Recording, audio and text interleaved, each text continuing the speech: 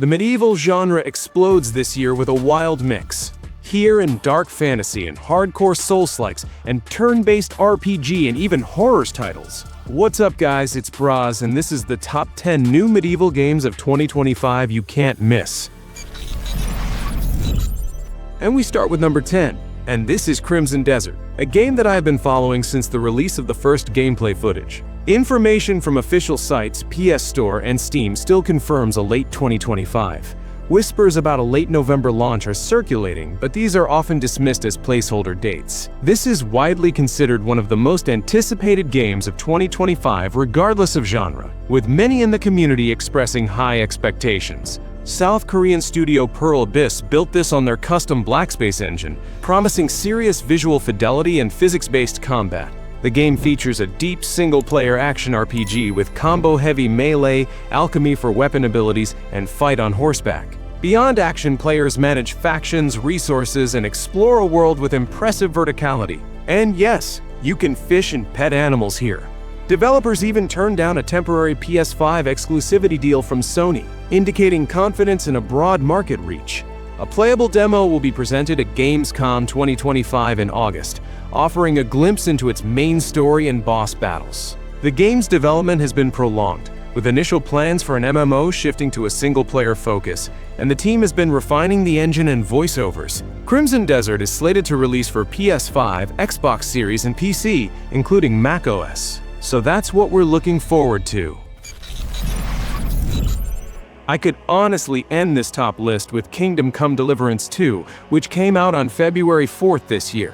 It's got everything you need for a deep dive into medieval RPGs. True medieval, no magic or dragons, just gritty realism and the tough lives of the people. Yet it still has humor and amazing immersion.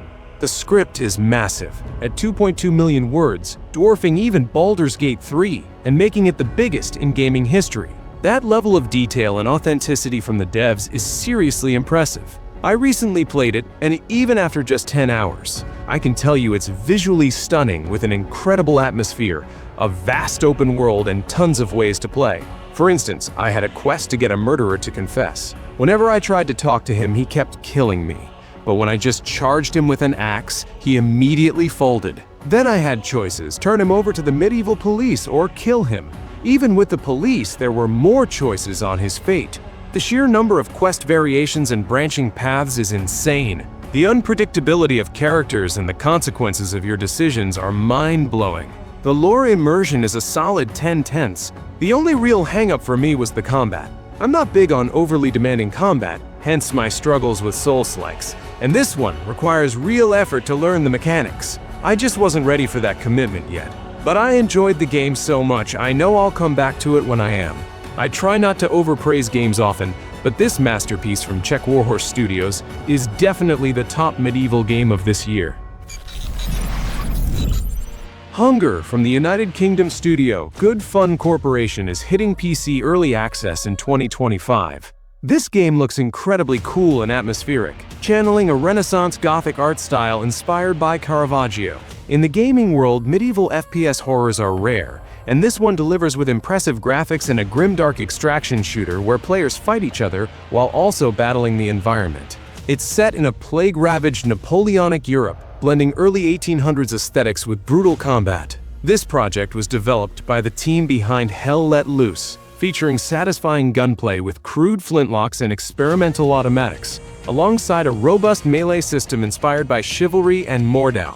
What really sets Hunger apart are its deep RPG systems, long-term character progression with mastery trees, and, crucially, no forced wipes, a common feature in other extraction shooters.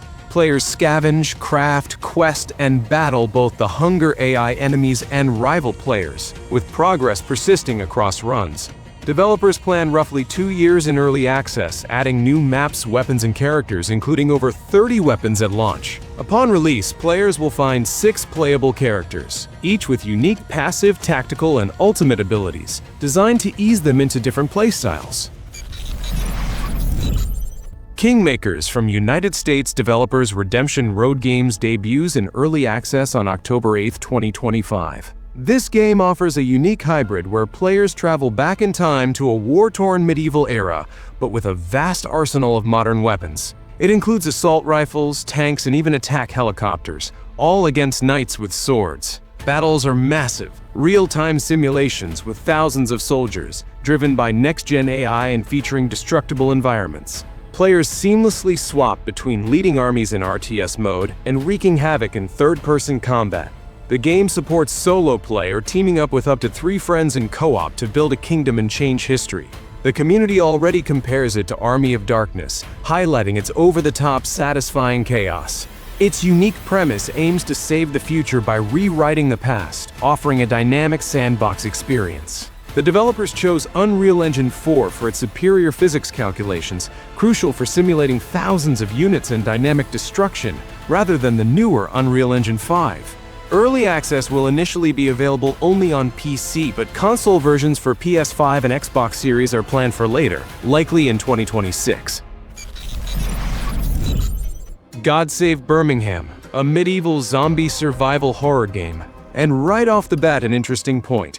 Looking at the name, you'd probably assume a UK studio developed this game. However, Ocean Drive Studio is a South Korean developer, and I found that quite surprising.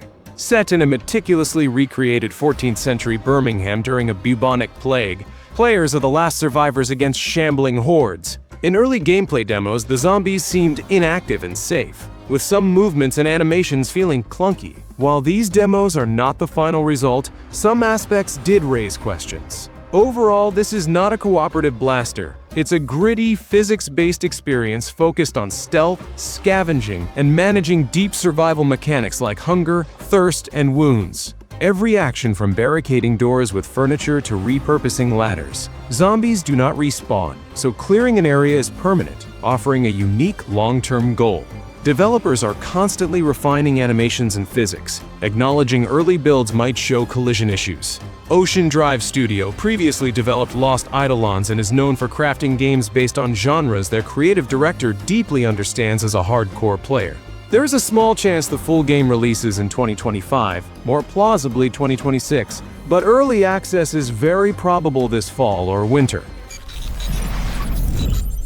Next up, we got Echoes of the End, a cinematic action-adventure from Icelandic Merkur Games. A studio of only about 40 people embarked on this massive Unreal Engine 5 endeavor, leveraging photogrammetry to create stunning Icelandic environments. They released a 17-minute gameplay video from an early chapter, showcasing the main character Rin's abilities, enemy types, and movement. But after watching the footage, the game appeared somewhat unrefined. Character animations seemed unpolished. Combat felt slow, and noticeable issues with water reflections were present. This title focuses on a deeply emotional single-player narrative, with players taking on the role of Rin, a vestige wielding volatile ancient magic, on a quest to rescue her brother in the war-torn world of Aima.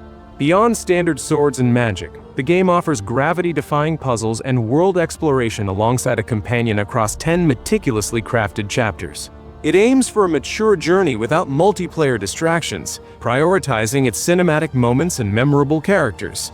And speaking of characters, after the trailers and gameplay were shown, negative comments emerged in gaming communities, especially on Steam forums and Reddit. These criticisms targeted the choice of the main protagonist. Many users called the character's design too woke and stereotypical for girl bosses, and expressed fears that the game would fail because of it. These comments were often accompanied by general complaints about so-called diversity, equity, and inclusion policies. Development on the game began in 2016, making it a long-term project for the studio, with its original score blending cinematic orchestration with Icelandic roots. Echoes of the End launches August 12, 2025 on PlayStation 5, Xbox Series, and PC.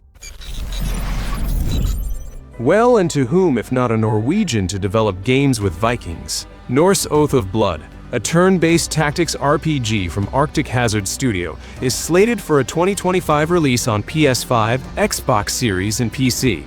The game offers strategic depth, a welcome addition to the medieval turn-based tactics genre, often found in titles like XCOM or Banner Saga. Here we will see a story-rich saga of vengeance. Players assume the role of Gunnar, seeking justice for his murdered father, Jarl Gripper. It offers deep tactical battles where positioning, unit synergy, and terrain are paramount, alongside settlement building and community management. The narrative, crafted by historical fiction author Giles Christian, promises brutal choices and a branching storyline that shapes Gunnar's path and the fate of his people. This focus on narrative complexity and player choice aims to deliver a mature and impactful experience, with changing loyalties and trust building playing a significant role.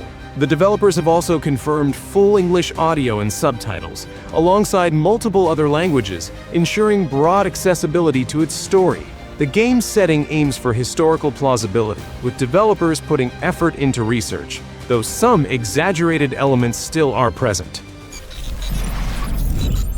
The Relic First Guardian is an upcoming Souls-like that thrusts players into Arsiltis, a world shattered by the destruction of a powerful great relic. Your primary objective is to reassemble its scattered fragments to close a destructive void. What sets this action RPG apart is its strong foundation in Korean folklore and myths, providing a distinctive cultural backdrop for its notoriously difficult gameplay, a refreshing change from the common medieval or samurai-inspired themes. One standout mechanic is the absence of traditional character levels. Player strength is determined entirely by equipped runes, found items, and crafted gear. This system eliminates the need for endless grinding, encouraging players to focus on strategic exploration and highly customized builds. The combat promises to be punishing, reminiscent of From Software titles, offering 5 different weapon types, with distinct skills and fighting styles. Developed by the indie South Korean team Project Cloud Games, the Relic aims for a brutal Souls-like experience with impressive visuals and dynamic combat effects. This indie ambition defies expectations that only major developers can create refined Souls-like games. While initial previews lauded the strong visuals and engaging action, some viewers also noted a foggy visual style that obscured details. The Relic First Guardian launching in 2025 across PlayStation 5, Xbox Series, and PC. Avowed, the first-person fantasy RPG from American giant Obsidian Entertainment, launched on February 18, 2025, on PC and Xbox Series, including Game Pass. This title made an immediate splash upon release, quickly climbing to the top of the Steam bestseller list in the US, even as a day-one Xbox Game Pass title. Its reach was substantial, attracting an impressive 5.9 million players across Xbox and PC in its inaugural month. This figure notably surpasses other Xbox first-party launches such as Indiana Jones. The game delivers the signature Obsidian RPG experience, emphasizing profound narratives and impactful role-playing within an engaging new world. Post-launch Obsidian has already rolled out updates, with plans for New Game Plus, a mode allowing players to restart with retained progress like gear, alongside a photo mode and new weapon types later in 2025.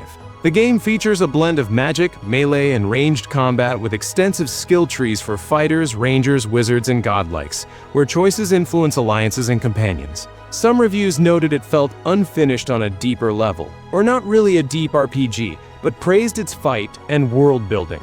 Development of Avowed involved 2 reboots, with an initial pitch as a Destiny meets Skyrim multiplayer concept before shifting to its current single-player, narrative-focused design.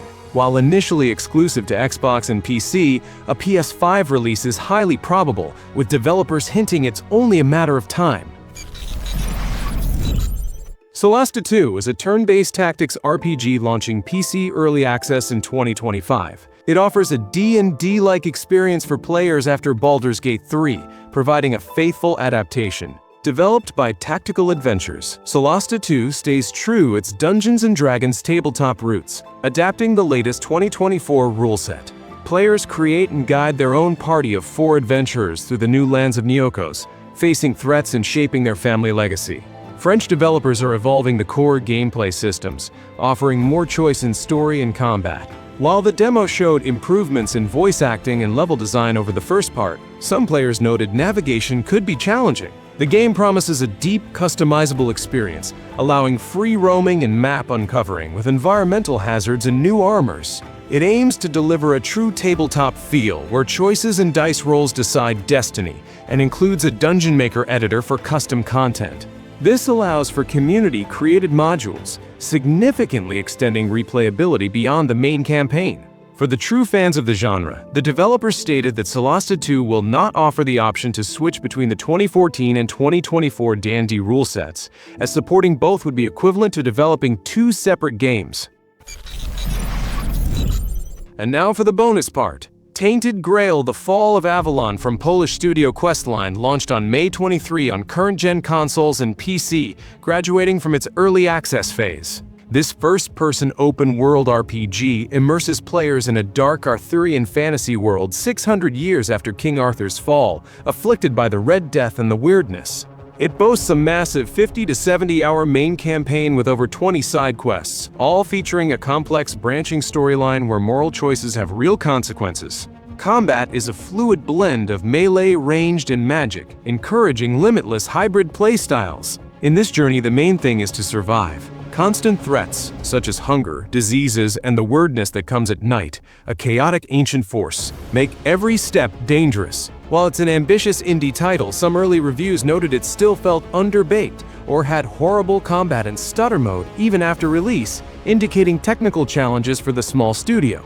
The game also features crafting, fishing, alchemy, and house decoration, adding depth to its survival elements and offering over 200 side quests. The developers confirmed a save wipe for early access players before the One release, prioritizing optimization and console ports. Since its launch, the game has garnered 16,000 positive reviews on Steam and a whole army of dedicated fans of the Skyrim-like RPG genre. And it would be a crime not to include in the list of medieval games Elden Ring Night Reign, a standalone action RPG from Japanese Souls-like pioneer From Software, launched May 30th. This spin-off reimagines the core Elden Ring design with roguelike and cooperative mechanics set in a parallel universe. Players select from 8 unique pre-made characters, each with signature abilities, like the stealthy Duchess or the tank-like Guardian. Initially, the game supported solo play and co-op for up to 3 teammates. Each run takes players through the ever-changing Limveld, battling mini-bosses and a Night Lord, with a dynamic night cycle shrinking the map. While sessions reset character levels, meta progression through relics allows for long-term character upgrades. A new update 1.02 arriving July 30th, 2025, introduces Duo Expedition specifically for 2-player co-op on the same system. Community reception has been mixed, with some calling Night Reign a slop or an asset flip, citing issues like RNG progression and unused skills on relics. The game aims for high replayability within this new genre direction for From Software, with its unique boss battles and strategic depth. Share in the comments which of these games you'll be playing and what you're playing right now. Hit that like button if you enjoyed the video, and subscribe if you're into new game reviews. We've pretty much covered medieval games, so how about we jump into the future and check out top 15 new AAA space games of this and next year. Thanks for watching, and see you next time.